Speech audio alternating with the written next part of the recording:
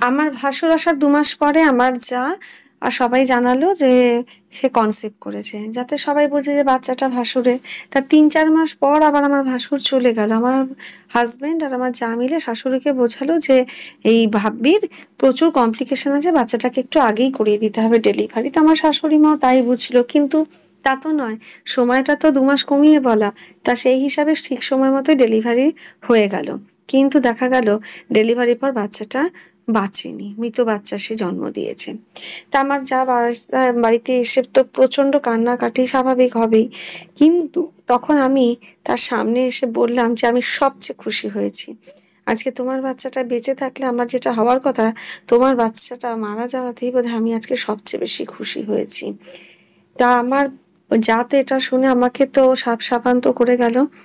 আমিও বলে গেলাম, কোনোদিন তুমি মা হতে পারবে না।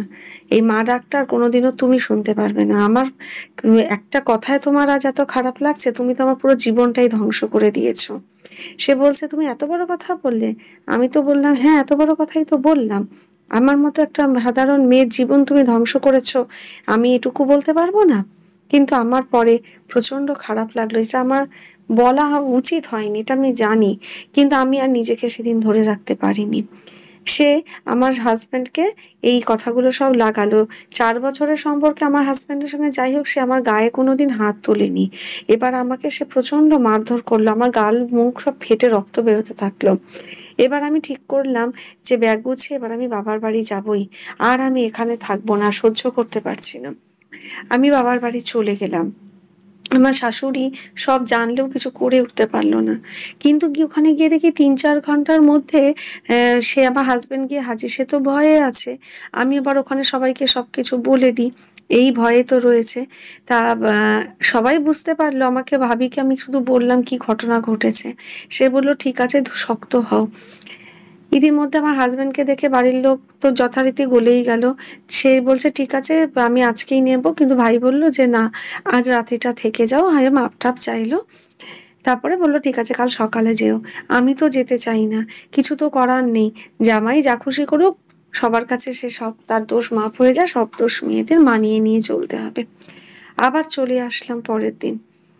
তা আমার বাবার বাড়ি থেকে চলে আসার পর এত বড় একটা ঘটনা, আমার মনটাও ভালো নেই। কি করব? ইতিমধ্যে আমার বড় জায়ের বাপের বাড়ি থেকে লোক এসছে তাকে নিয়ে যেতে, কারণ তারও সময়টা খারাপ যাচ্ছে, সেটাও আমি খুব ভালো করেই বুঝি। কারণ এই কষ্ট তো আমিও আগে পেয়েছি। সে তো আবার যেতে চায় না, আর আমার তো প্রচন্ড ভয় এবার কি হয়। তা শাশুড়ি বুঝিয়ে টুঝিয়ে দেওয়ার পর সে গেল। সে বাবার বাড়িতে চলে গেল। এখন আমার সাথে আমার হাসব্যান্ডের সম্পর্কটা মোটামুটি একটু ঠিকঠাক রয়েছে। এবারে এইভাবে আমাদের সম্পর্ক চলছে। এরপরে বেশ অনেক মাস পর আমার যা চলে আসলো। ইতিমধ্যে আমি আবার কনসিভ করি, কিন্তু আমার যা এখানে রয়েছে, আমি আবার কনসিভ করেছি। আমার তো ভয়ে হাত পা ঠান্ডা হয়ে যাচ্ছে।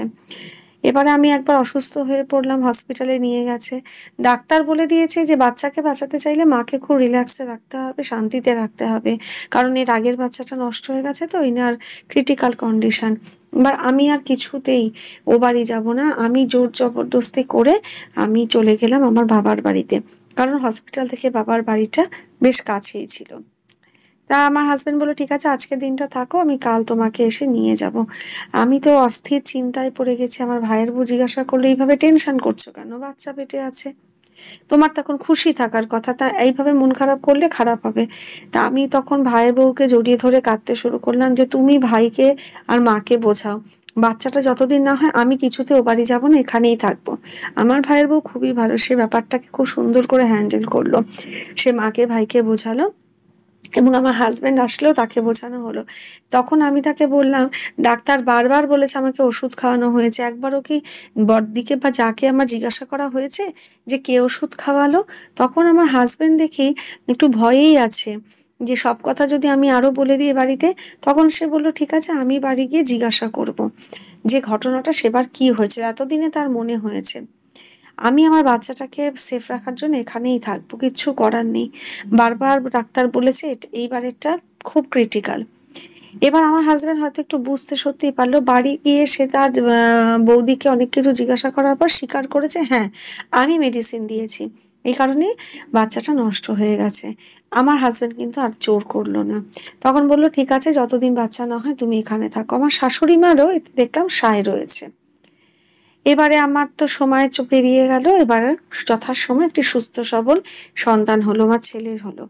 তাতে আমার শাশুড়ি মা ভীষণ খুশি। এবার তো নাতিকে দেখার জন্য সে প্রায়ই চলে আসে। আমি মোটামুটি 10 মাস ওখানে থাকলাম, কিন্তু আমি যেতে চাই না, আমার প্রচন্ড ভয় করে। দিনের বেলায় যাই, আবার রাতে চলে আসি। এই করে করে 10টা মাস আমি কাটালাম নানা রকম হাজারটা বাহানা দিয়ে। এই 2 বছর হয়ে গেল বাবার বাড়িতে আমি রয়েছি, 10 মাস হয়ে গেল, তারপরে আরো কিছু বলে প্রায় 2 বছর। এরপরে আমার ভাসুর আসলো, যে বাচ্চার তো বড় করে অনুষ্ঠান করা হয়নি, জন্মদিন হবে, সেই ছুটি নিয়ে সে আসছে। এবার আমার বাচ্চার জন্মদিন হবে, এবার তো আমাকে যেতেই হবে। এবার আমার ভাসুর বলছে যে আমার হাজবেন্ডকে নিয়ে একবারে বিদেশে যাবে, সে সিটিজেনশিপ পেয়ে গেছে, আমার বড় সেখানে থাকবে। এতে তো আমার আরো ভয়, যে আমি আর আমার যা শ্বশুরবাড়িতে থাকলে সে আমাকে আর আমার বাচ্চাকে মেরেই ফেলবে। এদিকে আমার হাজবেন্ড বলল, দেখো আমাদের মধ্যে তার কোনো সম্পর্ক নেই, ছিল যেটা সেটা ভুল ছিল, দেখো আমি বিদেশ চলে যাচ্ছি, আর তো কিছু অসুবিধা নেই। আমি তখন আমার কি করব, হাজবেন্ডের কাছে কান্নাকাটি করলাম। এই সময় আমার বৌদি আমাকে একটা বুদ্ধি দিয়েছিল, যে তুমি বলো যে তার তো সিটিজেনশিপ আছে, সে তার বউকে নিয়ে যাক, বউকে নিয়ে গিয়ে সেখানে রাখুক, তার সংসারটাও গোছানো হবে, যেহেতু তাদের এখনো বাচ্চা কাচ্চা হয়নি, তারা একসাথে থাক। তো এই কথাটা আমি আমার হাজবেন্ডকে বললাম, যে আমাদের যেটুকু আয় আমরা সেভাবেই সুখে থাকি না, ওখানে গিয়ে আর সংসারের আর কি মাথা মুন্ডু রইলো, এভাবে তো থাকা যায় না। তখন শাশুড়ি মাকেও এটা বোঝালাম যে দিদি যাক, সে তারা স্বামী স্ত্রী মিলে সেখানে থাক, তাদের মধ্যে একটা সম্পর্ক সুন্দর থাক, তাদের বাচ্চা কাচ্চা সংসার হবে। তা আমার শাশুড়ি মাও দেখি এই কথাটায় ভীষণ খুশি হলেন। তা আমার হাজবেন্ড ব্যাপারটা বুঝলো, আমার ভাসুরকে বোঝানো হলো। তখন ভাসুর তো সেটা দেখলো যে এটাই তাহলে ভালো, তা ভাই যেতে যখন চায় না, তাহলে আর ভাইকে সে নিতে চাইছে না। এরপরে আমার যা চলে গেল ভাসুরের সাথে, আর 10টা বছর হয়ে গেল।